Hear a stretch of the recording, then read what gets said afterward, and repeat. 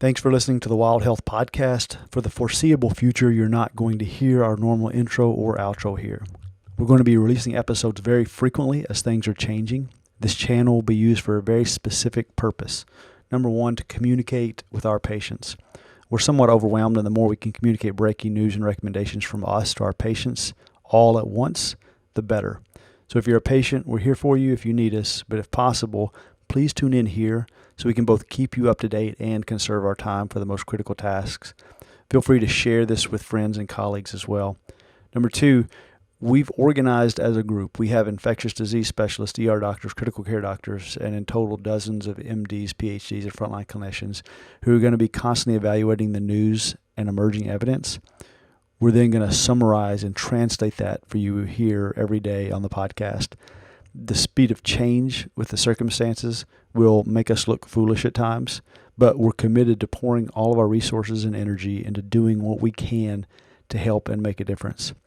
You can also follow our updates at wildhealth.com or our Instagram account at wildhealthmd. And if you're a patient, we're here for you. Please tune in here for the updates and let us know how we can help. Demar, thanks so much for joining us on the podcast today. Today on the Wild Health Podcast, we have Demar Derozan. Demar does not need an introduction, but just Demar, hang with me for a second here. We've got a lot of doctors and kind of super nerds that listen. There may be a few people who don't know who you are. So Demar is a 2008 McDonald's All-American.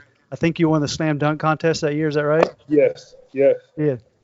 2009 Pac-12 tournament MVP as a freshman. 2009 lottery pick, 4-time NBA All-Star, 2-time All-NBA team selection, 2016 Olympic gold medalist.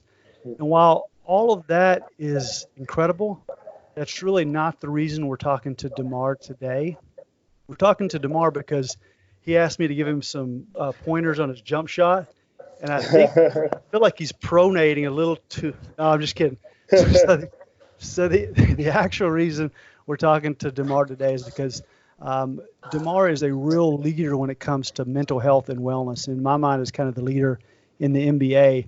I think everybody who's a mere mortal like me admires your athleticism, but there's a lot of other superhumans in the NBA. What I personally admire most is how you've taken on mental health in the NBA. There's about 16 million people in the U.S. that struggle with depression, even more people that struggle with anxiety, but athletes never talk about it. And you did. So can you start off just by telling me about the 2018 All-Star Game, what happened? I think for me, it was a moment of, I think everything just emotions, frustration.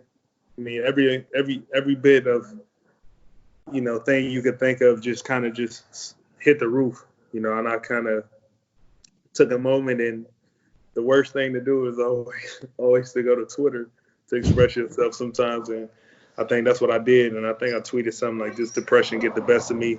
And I remember just feeling like I got that out.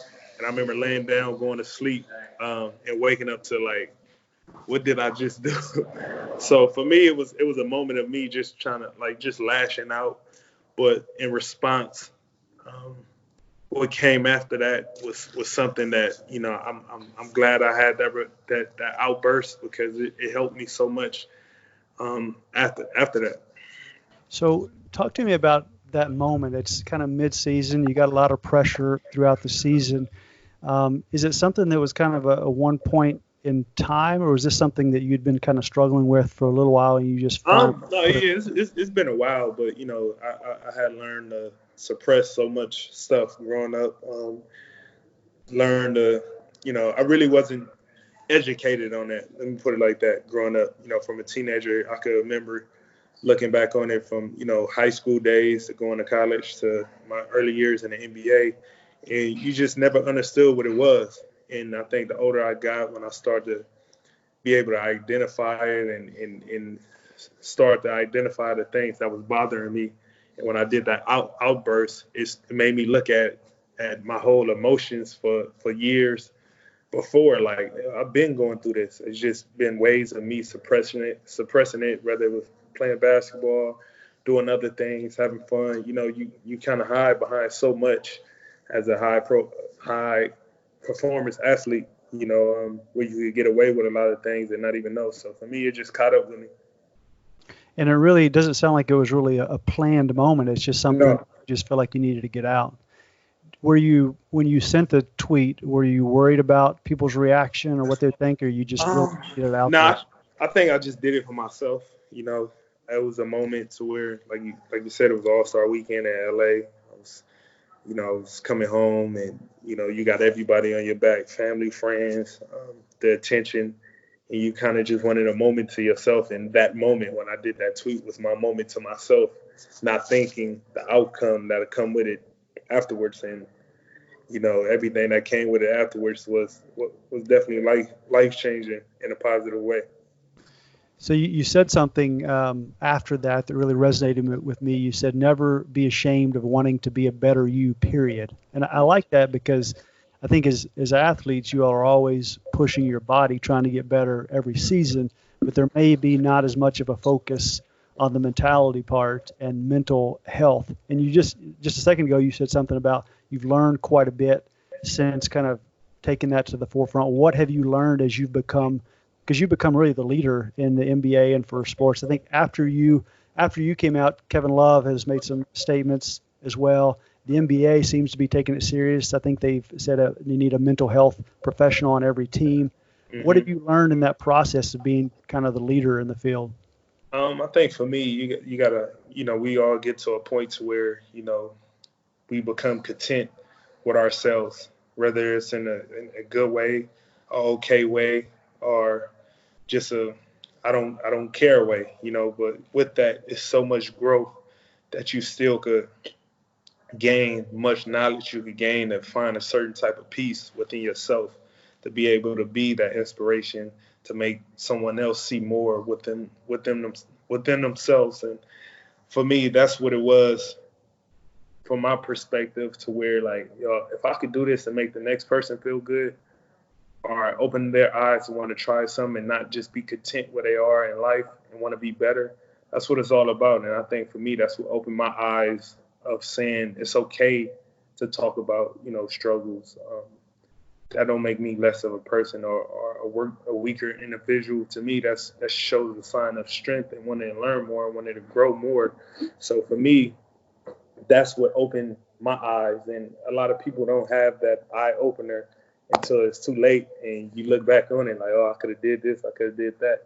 So it's just getting you out that box that we become so content in being in. Yeah, that's incredible. So you, as a superstar, a lot of people are looking to you, and right now, with COVID going on and the global pandemic, this is for a lot of people one of the biggest challenges they've ever faced.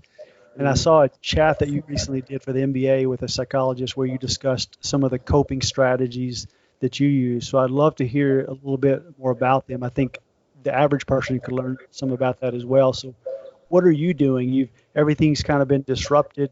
Your sleep, social isolation, the physical challenges. What are you doing right now to cope with the stress that this pandemic has brought about? I just continue to find ways to get out of my box. I think for me, I haven't did a 500,000 piece puzzle since I was in middle school, and I just happened to pull one out the other day just to get out of my comfort zone of something I haven't done in a while, and just get my mind working outside the usual of something that I may never do during the season or during the time right now. I just worked on a puzzle, finding different books to read, finding new things to learn about. So you said a 500 to 1,000 piece, not a 500,000 piece puzzle. No, 500. Right. And right. You do a 500 one, then you try to test yourself and say, all right, let me do this 1,000 one. Then next one I try the 2,000. Just try to keep your mind working, keep it occupied as best as you can. Yeah, that makes sense. A 500,000 piece puzzle would have been a pretty. No. So tell me about your diet, workouts, and sleep. How that's changed? Because certainly you're traveling less now. Yeah.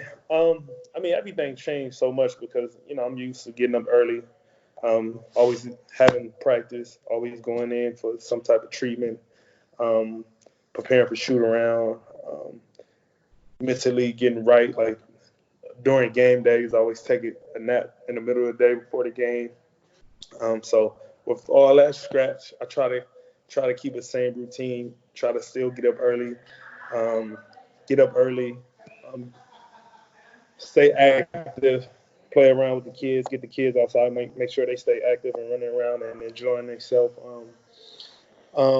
Work out at night to try to emulate something I'll be doing in the evening time at night when I'm always usually playing or going back to the gym, getting some extra work in, and just trying to keep that consistent rotation going. And on top of that, still eating well. Don't want to get carried away and just think it's vacation time. I still try to keep my mindset in a work environment type of place and staying active. How old are your kids, Demar? 6 and 3. 6 and 3. All right. I've Yeah. got a 10, a 8, a 4, and a 2-year-old. So I know what Oh you're. It's a yeah. lot. So you in the NBA chat, you brought up a few specific things, and just to give people really clear advice and things to do, I want to ask you about a couple of them. You mentioned be grateful. That's incredible advice, but what does that look like for you? How do you remind yourself to be grateful? I think everybody could use different ways, but for me personally, just me coming from the environment that I came from, I grew up extremely rough, hard. I seen the worst of the worst, and every time I seen any type of ounce of light in my life in any aspect, I always was very appreciative of it because I remember those moments not having much, wearing one pair of shoes for a whole season. For a whole year. School shoes, basketball shoes was all in one. So as I as I got older, I started to appreciate all the great, you know, possibilities that came my way from playing basketball, all the opportunities that basketball gave me.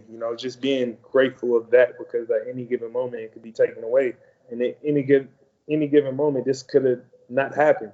So just finding that motivation and appreciation and gratitude through that every day I wake up. When I was in middle school, I had a pair of baby blue Jordans that were my church shoes, my lawn mowing shoes, my basketball shoes, and all my shoes. And I still missed. I duct taped them together after they fell apart. So I know what you're talking about. I miss those shoes actually. But yeah, being grateful. I think it's easy to forget how things were when you've been blessed and had a lot. So that's incredible that you're thinking back and able to remember it. You also mentioned living in the present. And how do you do that every day without dwelling on the future or the past? What does that look like for you? I think for me, I always tell myself, time don't speed up or slow down for nobody. We all got the same amount of time. Everybody got the same amount of problems. So for me, it's like in a moment of whatever I'm living in, the good, the bad, whatever it may be, I got to stay in that moment because it's easy to throw extra fume on a flame if you thinking about the past or thinking about something in the future that haven't even happened yet, and that could just continue to bring in negative thoughts in your own self and bring you down and put you in a deeper and darker depression to try to take you away from the moment that you're living in. It can make something that you enjoying in a moment turn bad, or you could be in a moment of something that's tough already, and you put even more tough thoughts on yourself to put you in a deeper messed up place. So for me, I just try to indulge in that moment and understand as long as I got time, I got an opportunity to make my situation better. So let's talk about COVID for a second, because this is a very unique time in history. I think we're going to look back later and just talk about life before and after. So we're living in a very interesting time right now. I think a lot of people too had a single moment where they realized this is a big deal. Do you have a moment like that where you just kind of like, okay, this is actually something that's going to be happening here and is going to affect me? Soon as I seen them start, soon as they start canceling NBA games, that's how I knew. That's how I knew it was real. I remember sitting at home watching the games, and to see them stop a game and tell the people to leave the arena. That moment there, I knew it was going to be something serious because through history, through my time of being in the league, I never seen nothing like that happen. occur. So I knew we was on track for something bigger and worse to come about. So that moment there was definitely an eye opener for me. I think it's the experience has been a little different for everybody. What has it been like seeing this unfold from the inside in the league? What kind of conversations are occurring between guys in the league? What's it like right now? I mean, the conversations are endless, because most of us, I mean, all of us, is confused, eager to play, wanting things to get back normal, wanting to not catch this thing, wanting to figure out a way how we can help people that's suffering from this thing. So it's so many thoughts that goes through all the players' minds, the league minds of just trying to figure this thing out, how we're gonna get back on track, how long it's gonna take to get back on track. Um, it's so many question marks to try to figure out. So we just standing strong and knowing at some point we definitely gonna overcome this. As a veteran in the league and a leader in kind of mental health and wellness, are you getting questions from other guys in the league or other teammates coming to you? What's the support I support mean, like? yeah, we ask questions. Questions come to us. We all call each other, try to figure out who got an opinion, who got some insight, who know this, who know this. But we all in limbo, honestly. We all trying to figure this thing out, and try and be there for one another. And in the midst of that, guys, you know, kind of missing, the camaraderie that we may have taken for granted being co-workers in this league. You see a lot of guys coming together, being online, doing certain things you never seen us all do, playing video games, connecting on a different level because basketball kept it so close in a competitive nature that we starting to miss that. So we've been trying to figure it out and cope with it as best as we can. On our podcast, we've been talking a lot about staying healthy, of really boosting your immune system, trying not to catch this, and certain workout strategies. And you and I have talked a little bit about sleep.